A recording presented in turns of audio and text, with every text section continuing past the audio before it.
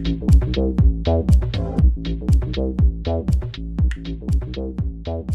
time to duel. Hello everyone, my name is Axel Blaze, and welcome back to one of my weekly Shonen Jump reviews. It's been a year since I've done one of these, but we're back and things are definitely different this time around. Compared to last year, I now read every series in Weekly Shonen Jump, aside from the occasional one-shot and special chapters. And why not read everything in Jump? Now that all of the weekly series are simul-released thanks to the two Shonen Jump apps, it's never been easier to read Shonen Jump. And in this week's issue, we've got Chainsaw Man with the lead color pages, Black Clover with the cover, We Never Learn with the color page, and the Golden Future Cup had its last entry, Popo, also getting a color page. And that said, since it wasn't written by a Jump veteran writer or author, we sadly didn't get an official translation. But hey, you never know if we'll see a full serialization of it or another GFC series later down the line. And a special note for later, we will be talking about new serializations. We'll be going down the magazine in table of contents order starting with Chainsaw Man. And a note before we begin, there is no One Piece because it was absent from the issue this week. If you're interested in jumping to certain series in the magazine, I will have time codes in the comment section of the video and in the video itself so you know how to navigate through the video. For now, let's jump into it.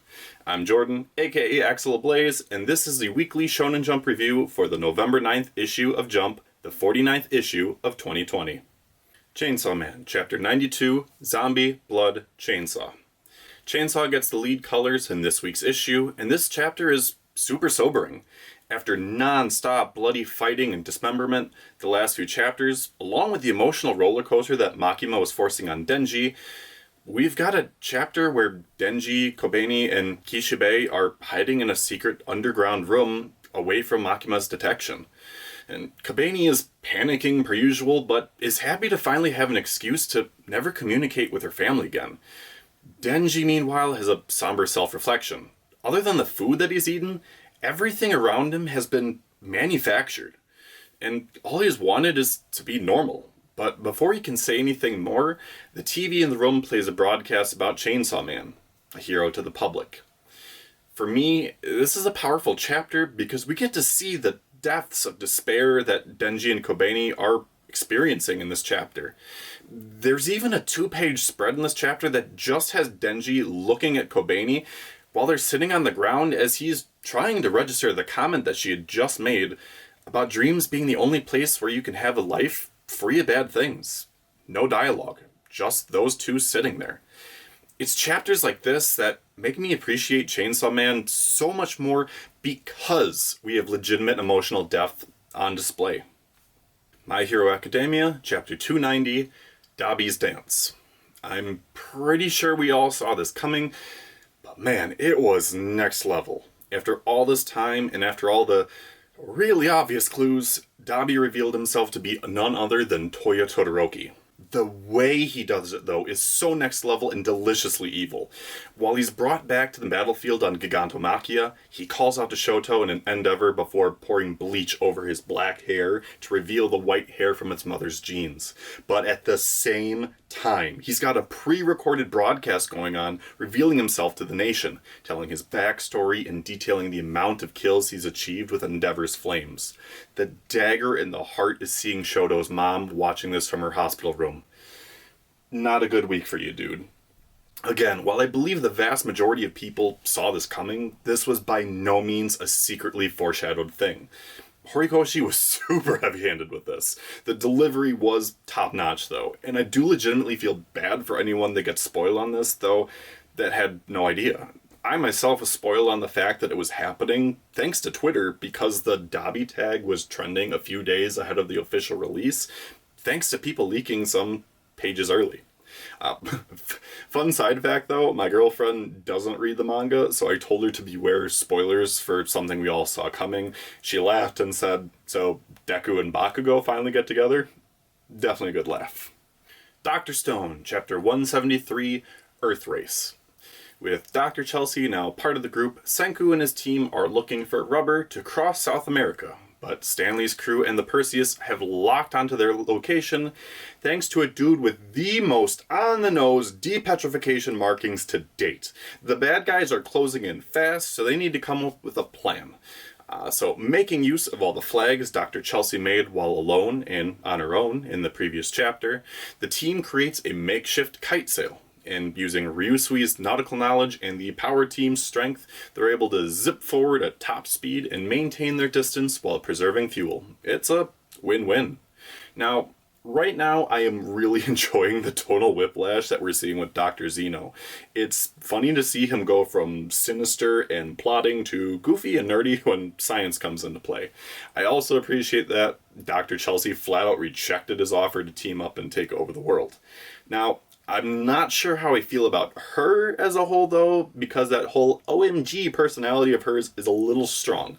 But it is refreshing to see a more energetic personality attached to a big brain compared to Senku and Dr. Zeno. Mashle, Muscles and Magic, Chapter 38, Mash Burnedead and the Magic Mirror.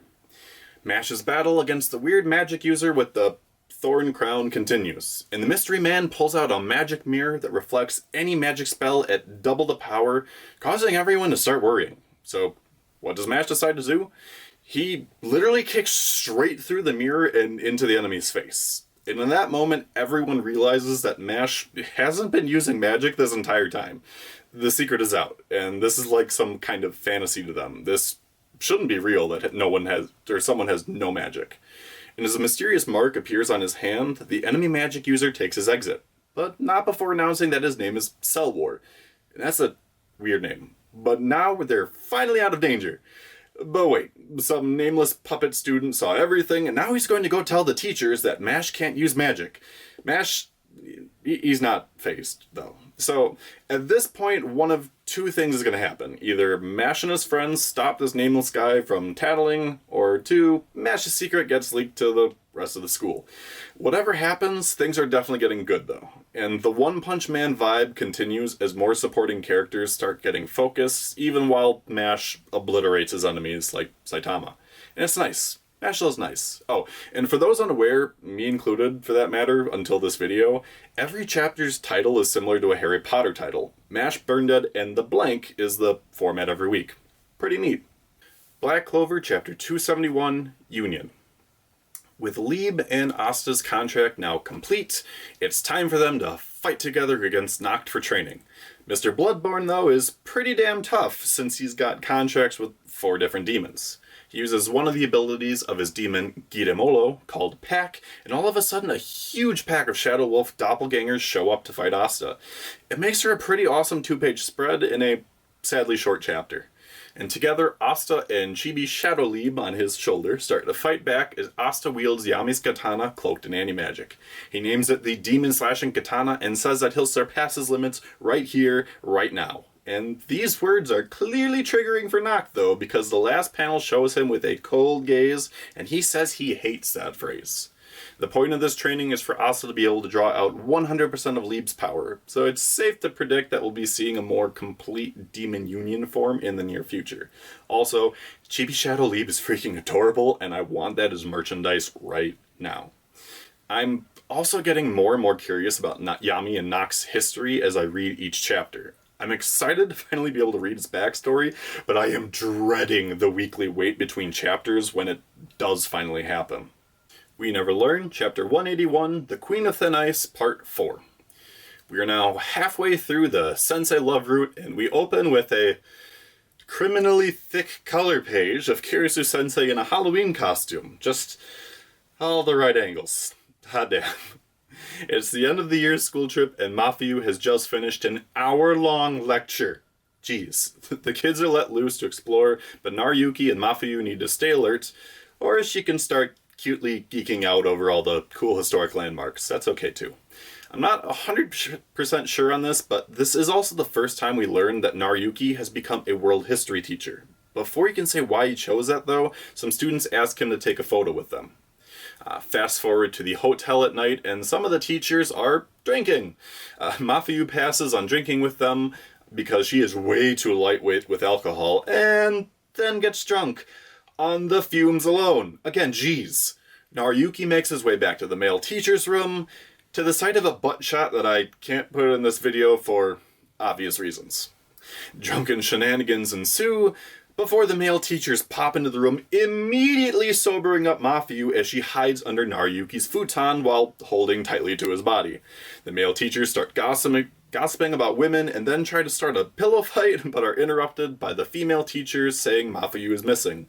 The men are riled up by scandalous school trip thoughts, allowing Mafuyu to escape, and we see Naruyuki confess. This chapter was pretty much 100% fan service, and I simped for it. The gossiping male teachers were pretty adorable, though, and I'm honestly surprised that we got a confession at this halfway point in the Mafuyu route. Let's see how this continues to fold next week. Mission Yozakura Family, Chapter 58, Just My Normal. As Tayo's fight on the train continues, his mind flashes back to the days with his family. Even on the day that they died, his family cared for the safety and well-being of others. His mind races and his blood starts to boil as his emotions take over, as the somenin courses through his body. If he can't get himself under control, his body will destroy itself from the inside. Tayo's mind once again thinks back to his family, before his thoughts eventually go back to Mutsumi. Thoughts about his wife bring clarity back to his mind as he slashes open his leg to let out some of his excess blood and somenin and thus regain control of his body. He might not have been able to defend his old normal when his family died in the car crash, but he'll do whatever it takes in his power to defend his new family and his new normal. With the Yozakura ancient sword technique, Amaterasu, he's able to take down his Medusa-haired opponent in a flash of light. I think what I appreciate the most about this fight is that Tayo is finally starting to let go of his past and live in the present. He knows at this point that he can't bring his family back, but he can defend his current family, even if they're the ones still saving him more often than not. I'm also thinking that the switch to being more of a battle manga is working in the manga's favor, similar to what happened with Katekyo Hitman Reborn. Sales and fan reactions seem to be improving, so good news all around. Jujutsu Kaisen, Chapter 129, The Shibuya Incident, Part 46. The Todo Itadori tag team fight against Mahito continues as we enter Part 46 of the Shibuya Incident. The fight takes another notch upward as Mahito creates some powerful but flimsy transfigured humans that knock Todo around, including a 2-page spread of him ricocheting through an office building. But the Chadley man of culture cannot be taken down. It's honestly refreshing to see Mahito stress out every time Todo comes back for more, since I hate that cursed bastard more than anything in this series. Desperate to take these two down, Mahito contemplates what to do. Domain expansion would leave him vulnerable to Sukuna, so what if he only does it for 0.2 seconds? There's not much to say here since it's just another smash and bash fest, but I will say that this author really loves using insane measurements of time to get things done. 0.2 seconds? That's faster than a snap of your fingers. But damn if that doesn't sound exciting. Undead Unluck, Chapter 39, Don't Need a Left Hand to Draw Manga. The fourth wall-breaking author from Canada, who seemingly knows the future, says that Andy and Fuko will take on the UMA Autumn and become stronger in the process. But these two definitely aren't strong enough right now to take it on. The six-eyed, multi-limbed monster turns people into books before eating their life force. Andy is no match for it, and then for whatever reason, Ano Un cuts his left arm off with a scythe, draws a replica of Andy's left arm and attaches it to his body before unleashing a stronger version of one of Andy's attacks. All of this before drawing an airplane that he uses for the three of them to fly away. Is this weird author's arm coming back? Nope! He literally chopped off his left arm just to prove a point. But that doesn't matter now because it's time for Andy and Fuko's training arc. I'd say that this is a weird development, but this is right up Undead Unluck's alley. Off-the-wall stuff happens all the time, and this is just par for the course. I'm definitely curious to see what results they'll achieve after some training, though. Also, that chapter title was way too on the nose. Ayakashi Triangle, Chapter 20, Shirogane's Thoughts. The seal on Shirogane has been broken, and now he's trying to defend Suzu against the attacking Jinyo. His attacks are no use though, since the Jinyo can just consume any attack Shirogane throws at him. As he gets badly hurt by the Jinyo, Shirogane reflects on the situation and shows the readers that he both hates and cares for humans. Suzu and Matsuri in particular, but the cycle of caring for and being hurt by humans has made him hate them. And just when it looks like Suzu is going to be eaten, Matsuri returns to attack, but this time, he's back to being a boy. Seems like the seal on his body has also been broken for now. Let's see what Ninja Boy can do when his crush's life is on the line, and he's back in top form. Now, for those worrying that this is a sign of the end, don't. Ayakashi Triangle sales have been top-notch for a new series, so you have nothing to worry about. The question now, though, is whether or not Matsuri gets to stay as a boy, or if he'll switch back and forth between a boy and a girl. It could go either way. Yamada-kun and the Seven Witches started out with body switching before turning into something more, so I could see that being the case here, or we could get something more along the lines of Rama 1/2. We'll just have to wait and see. Me and Roboco, Chapter 17, Volleyball and Roboco. The reference chain continues full steam ahead in this week's Roboco as Bando's mom frets over the fate of her all-mom volleyball team as it hangs in the balance, and she needs emergency members to fill in so they can secure the gym they need for practice. Who fills in? The order maids and little girls, of course. They're up against two less than beautiful moms with an awful laugh and their sports-based order maids. A referee dressed like a staff member of the Heavens Arena in Hunter x Hunter mentions the rules of the game while breaking the fourth wall in the process. What ensues is a game where Roboco clearly doesn't know the rules of the game as she repeatedly catches the ball over and over. The solution? Bando's friends come in the nick of time with a bag full of manga, Haikyuu manga. Roboco speed reads it and is able to win the game for the team, and apparently she's a Kanoka fan, the tall girl in love with Tanaka. As usual, if you're a fan of Jump references, they are once again here in abundance. Sales for the first volume weren't bad, so we might see Roboco stick around for a while. Hardboiled Cop and Dolphin, Chapter 18, The Man Named Kamuro. The case surrounding Yukari and the lifeguard Kamuro becomes even more mysterious as Hamura testifies to two police officers. After Yukari left behind her leg, she and Kamuro disappeared. But one of the cops is crooked and wants to pin this on Hamura. According to the cops, Kamuro doesn't exist, so they think Hamura and Wadasaki are solely responsible for the murder cases. And this clearly doesn't sit well with Shark and Orphe. So what does Shark do? He lifts the crooked cop into the air, upside down, and then drops him with a wrestling move. Karmic justice. Turns out the other cop was a good guy though, so now he feels better with the douchebag cop taken out. He has a chat with Orpheus and reveals that our favorite dolphin cop formerly went by the name Haibaru.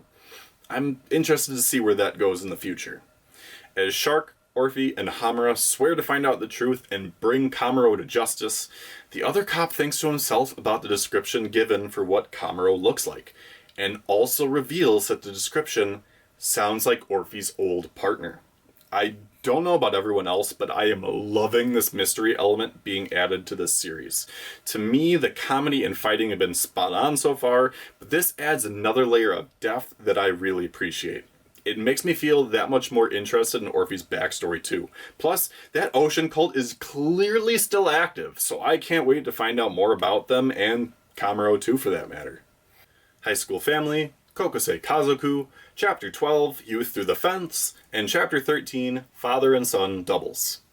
This week we've got a tennis double feature in High School Family. Kotaro is interested in signing up for a club, but he definitely doesn't want to be in a club with any member of his family. He's also still crushing on Yumiki and sees that she plays tennis, so he decides that tennis is the way to go, even though he has never played it before. We then cut to the boys' tennis team, and they are pathetic. Only 3 guys on the team with no new members, no coach, and their advisor just doesn't like them. Of course, they confuse Kotaro's dad as their new coach, and he just proceeds to crush them with his innate athleticism, even though he too has never played before. In the second chapter, father and son team up for a doubles match, and even though Kotaro's dad is pulling out all the stops, Kotaro just sucks at tennis. They lose 6-3, but the boys ask Kotaro's dad to stay and coach them. His reply? Nope, volleyball is the only sport for him. Kotaro's dad continues to be the best part of this gag manga, and I'm not sure what the Japanese reception of the manga has been so far, but it's a decent series. Is it good enough to stay in Jump like the author's last series did? Well, we'll see in a few more months. Phantom Seer, Chapter 11, Reunion in a Dark Hole. finally, we are getting more horror in this chapter. As Kurose and Iori make their way further down the staircase in search of Senju Doji, they come across one of the beckoning hands that Kurose knows. And she looks awful. She leads the way down as we briefly cut back to the game of Tengu hide and seek between Aibetsu and Kenma. She's gradually getting the hang of her abilities and becoming better at detecting the presence of phantoms. But back to Iori and Kurose. As they make their way to the bottom of the staircase, Iori finally reveals his suspicions about the woman that they just found. She starts to freak out before we get a panel that even Junji Ito would love. Disturbing image in 3, 2, 1. Holy fuck. Turns out that Senju Doji was hiding inside of this beckoning hand and makes her way out. As she does, the poor woman gets wrapped up in a ball of wrapping hands and gets crushed to death, splattering blood everywhere. But Iori isn't fazed. He summons his strongest phantom as he gets ready to crush this phantom that he's been searching for all this time. I love that this series continues to embrace horror, and the artist perfectly captured that in this chapter. If you love horror but haven't started reading the series yet, you definitely need to start now. Hot damn. Magu-chan, God of Destruction, Chapter 19, A Day in the Life of the Frenzied Troops. Magu-chan definitely gave us the most wholesome chapter of the week as it focused on the various retainers of our chibi gods of chaos. Nobutaku just wants to keep practicing cooking, but he's not allowed to use the restaurant's ingredients, or the equipment for that matter, for himself. His hermit crab retainers go out to procure food for him to use, and hilariously enough, the shark from the fishing chapter is actually one of Nobutaku's retainers now, but the chaotic starfish is too afraid of the shark to hang out with him. The shark gives him a fish, but that fish is later stolen by the pigeon, loyal to Unaras and the Holy Knighthood. The hermit crabs enlist the help of Magu as he's walking BS the dog, and together they're able to get the fish back, only for Magu to eat it. In a series of trays between Magu, Izuma, Unaras, and then Ruru, the hermit crabs eventually bring Nobutaku a portable stove so he can practice cooking anytime and anywhere. I have always loved the hermit crabs in the series because of how devoted they are to Nobutaku, and I'm glad that we got to see a chapter focus on them. And again, the fact that they're now best friends with that giant shark is funny as hell. I love it. Our Blood Oath, Chapter 9, The Long-Lived. After the heart-wrenching reveal in the last chapter, we slow things back down again. The brothers take the half-transformed vampire girl and her mom to Alice's shop. It's there that she reveals a story of the past involving vampires and humans. The vampire family was living peacefully in a village, but their son eventually showed off and explained his abilities to a human friend. This caused the boy to tell the rest of the village, and they ended up burning down his house and family. The vampire ended up killing the entire village as a result, and this ended up spreading rumors and legends that would be passed down to the present day about vampires. Alice says that the cycle of hate will just continue, but Ko and Shin want humans and vampires to get along, so they'll fight to make that a reality. I continue to be disappointed by this series. After last week's chapter, I was expecting the horror to take more of a step up, but they immediately turned the dial back down again. The art is great, but I'm just not enthused by this Tale of Two Brothers. I'll continue to read this in hopes of it getting better, but I'm not excited by it right now. And this is the only series making me feel that way. A Gravity Boys, Chapter 43, Girls in the Alpha Jumbro. The gender-bending episode is finally here. Saga, Geralt, and Baba have all become women in body and mind. And HB is clearly losing his shit here with enjoyment. That said, this transformation will only last for 12 hours since they only inhaled the vapors of the Chapter 1 plot device, so they need to act fast. And funny enough, I mentioned that just moments ago, but HB made them women in body and mind, so they have no desire to have fun with their new female bodies like in traditional gender swap moments. He doesn't want them to have even an ounce of enjoyment from this. Hilarious. So now Sagako, Jeremy, and Babe head to see the Grislow crew, and they are losing their shit. My favorite reaction comes from Luo, since he's afraid of strangers, but the only thing keeping him conscious is his desire to see something funny. Oh, and Arsh dies of information overload apparently, so off to the med bay for him. What ensues is back and forth madness as Grislow is going out of his mind. The Gravity Girls had their personalities reversed as well, thanks to the Gennar diversion, and Grislow just can't handle it. Also, turns out Chris was kidnapped, but Oil King just wanted to show off the singing and dance move he learned from the Chrissy streaming channel.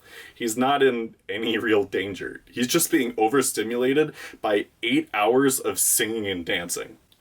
Overall, hilarious chapter as usual. I do worry about a Gravity staying in the magazine though, because 2 new series start next week and the week after. They're using the plot device from the very first chapter of the series, so that's a flag to me. We'll see what happens, but I'm not done with my Gravity Boys just yet. Mori King, Chapter 27, Worlds. The fight for the title of Forest King has ended, so it's time to party. While the Stag Beetle King has admitted defeat and now wears clothing to signify that, Mori King is still dressed ridiculous as usual. But the celebration doesn't last long, as the Stag King reveals that Mori King has 4 more Insect King candidates to beat from around the world. Very hilarious to see Mio and Oki not realizing that the world is more than just Japan. Then out of nowhere, the Hercules and Kokusa beetles show up to declare battle. Mori King is able to defend off the Kokusa beetle with a single throw, but a butterfly moderator comes in to reveal the tournament bracket to determine the Hoshi King. The fight has been outlined, and now it's time to take down the other bugs. Mori King is definitely showing the flags that it's heading toward a conclusion, and I honestly thought that the Stag Beetle fight would be the end, but now we're heading to a battle for the world. I did enjoy the cute panel at the end with Mori King's retainer Ko resting next to Shoko and Shota's parents, though. That was adorable. And that does it for this week's issue. In terms of my top 5 chapters of the week, I've got number 1, My Hero. That Dabi reveal was too well done not to have this chapter at the top of my list. 2, Jujutsu Kaisen. I'm a sucker for Todo, and I love seeing him clapping his way through the fight. 3, Gravity Boys. I have been waiting for the Genderben chapter, and this just didn't disappoint. Plus, it's always hilarious when they can annoy the hell out of Grislow. Love it. 4, Magu-chan. This chapter was too adorable for me not to put it in the top 5. And 5, Phantom Seer. That one page of body horror put this one over the edge for me. Great work. Next week, we'll be seeing the first of 2 new serializations, and that's Build King by Toriko creator Mitsuhoshi Shumabukuro. Build King was one of a one-shot from April 2018 that was rumored to become a series that year, but never ended up happening. 2.5 years later, it will be interesting to see what changed from the one-shot. That said, there is plenty of controversy with this author, given previous dropped charges in relation to the prostitution with a minor. Keep in mind that this happened during the serialization of his Jump series prior to Toriko, so this isn't new. It's something fresh in people's minds, though, given what happened to Actage a few months ago. That said, other than Build King getting the cover and lead pages, Mission Yozakura Family and Phantom Seer get the other color pages. There is a looming question in the air about what series could get axed with 2 new series joining the magazine. We've had 11 series end this year and have 11 new series currently running, so it is possible that something could end. There are 19 series currently running in Jump, not including Hunter x Hunter, so it is also possible that nothing could get cut. Now, keep in mind, We Never Learn is ending after the Mafuyu route ending, so that could be the only cut the magazine would have to make, thus leaving 20 concurrent series. But if any newer series are going to get cut, it seems like the general consensus online is that a Gravity Boys and or Mori King will get the axe. I haven't seen any official word on either one yet, so stay tuned. But with that said, that brings us to the end of the week's video. I'd love to hear what you guys think about this week's chapters. Feel free to comment down below and we can get a discussion going. If you like these Jump reviews and want to see more, hit that like button so I know that you guys are interested. And if you like my content but aren't subscribed yet, it would mean the world to me for you to hit that subscribe button to stay up to date with all of my content. And other than this video, I will be posting another episode of my weekly podcast on Friday. If you haven't seen last week's episode, I've got a link at the end of this video. I talked all about my thoughts on the possibility of Jujutsu Kaisen winning big at the 2021 Crunchyroll Anime Awards. It was a fun episode to make, and I hope you enjoy it too if you end up checking it out. But for now, thank you for watching my video, and until next time, my name is Axel Ablaze,